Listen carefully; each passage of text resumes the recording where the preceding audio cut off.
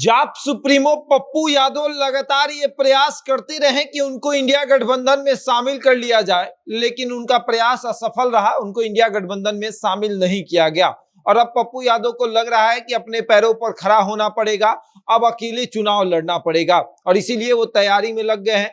कहा जा रहा है कि पप्पू यादव दो लोकसभा सीटों पर चुनाव लड़ेंगे और उन सीटों पर मजबूती से तैयारी कर रहे हैं। ऐसे तो अगर देखा जाए तो पप्पू यादव 5 लोकसभा सीटों पर तैयारी कर रहे हैं, लेकिन 2 लोकसभा सीटों पर वो चुनाव लड़ेंगे और इसी पर हम चर्चा करेंगे कि आखिर पप्पू यादव को ऐसी जरूरत क्या पड़ गई कि वो 2 लोकसभा सीटों से चुनाव लड़ना चाहते हैं और इसी को विस्तार से आपको समझाएंगे। लेकिन उसके पहले नमस्कार, मेरा नाम शशांक पांडे है। आप जनता जंक्शन पर मुझे देख रहे हैं, कैमरे के पीछे विशाल खड़े हैं और पप्पू यादव लगातार ये प्रयास करते रहे कि उनको इंडिया गठबंधन में शामिल कर लिया जाए। लालू यादव से मुलाकात, लालू यादव से लंबी बातचीत, लेकिन फिर भी कुछ नहीं हुआ।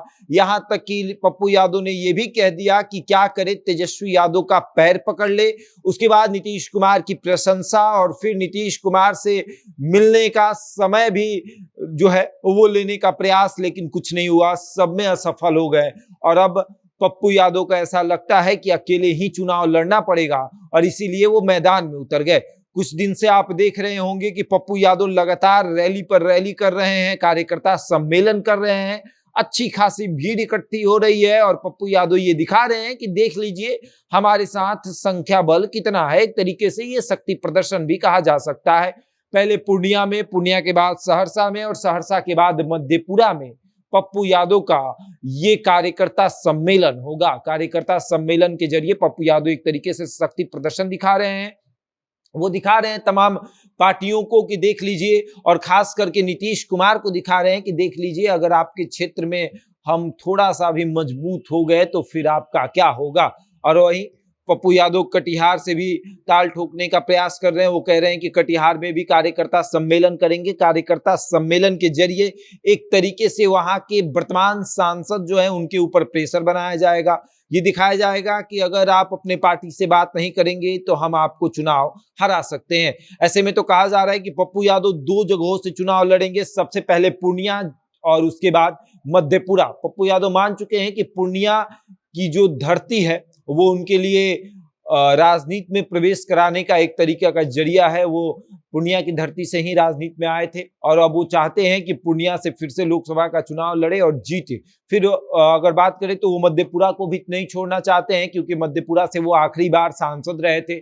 और अब पप्पू यादव सोच रहे हैं कि पूर्णिया और मधेपुरा दोनों जगहों से हम चुनाव लड़ ले, लेकिन फिर सहरसा बीच में आता है। सहरसा में भी पप्पू यादव का मतलब अच्छा पकड़ है। पप्पू यादव वहां से भी अपने पार्टी के किसी उम्मीदवार को चुनाव लड़ाएंगे और फिर आता है कटिहार। कटिहार से भी वो किसी उम्मीदवार को चुनावी मैदान में उतारेंगे। यानी कि 5 लोकसभा सीट पर पप्पू यादव तैयारी कर रहे हैं। सहरसा, पूर्णिया, मधेपुरा, कटिहार और एक और लोकसभा है जिसका नाम है किशनगंज।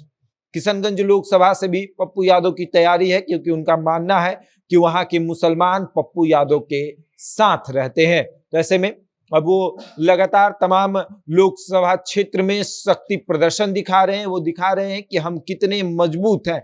ऐसे अगर किशनगंज की बात करें तो पप्पू यादव वहां थोड़े थम से जाएंगे, क्योंकि वहां पर कांग्रेस का सांसद है और कांग्रेस वहां से चुनाव लड़ेगी।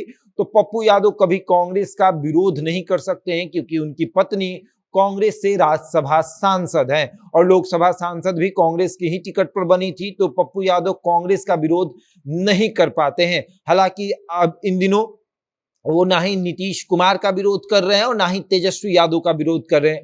वो अभी भी प्रयास कर रहे हैं कि उनको इंडिया गठबंधन में शामिल कर लिया जाए और किसी तरीके से 2024 में उन्हें चुनाव लड़ा दिया जाए। पप्पू यादव यहां तक मानने को तैयार थे कि इंडिया गठबंधन में हमको शामिल करके कम से कम एक ही सीट दे दिया जाए जहां से हम चुनाव लड़ ले। पप्पू यादव ने यहां तक कहा कि अगर आप हमको अपने साथ रखते हैं, हमारे साथ अगर आप चलते हैं तो आपको कम नुकसान होगा, और अगर हमको आप अलग करते हैं तो आपको ज्यादा नुकसान होगा। बहुत सारे ऐसे सीट हैं जहां पर आपको हम नुकसान पहुंचा सकते हैं, और सही बात है कि अगर यादव की बात करें तो कुछ हद तक यादव जो है वो पप्पू यादव के साथ है, और पप्पू यादव उनको तोड़ सकते हैं। और जब पप्पू यादव उनको तोड़ेंगे तो नुकसान इंडिया गठबंधन को होगा। इंडिया गठबंधन मतलब कि नीतीश कुमार और तेजस्वी यादव को नुकसान होगा। और अब देखते हैं आगे क्या होगा, क्या वाकई में तेजस्वी यादव पप्पू यादव को अपने इंडिया गठबंधन में शामिल करेंगे या फिर छोड़ देंगे कि आप अपने पैर पर खड़े हो जाएं, अकेले जाकर चुनाव लड़े। और अगर पप्पू यादव अकेले चुनाव लड़ते हैं तो नीतीश कुमार को कितना नुकसान होगा, क्योंकि तेजस्वी यादव को नुकसान नहीं होगा।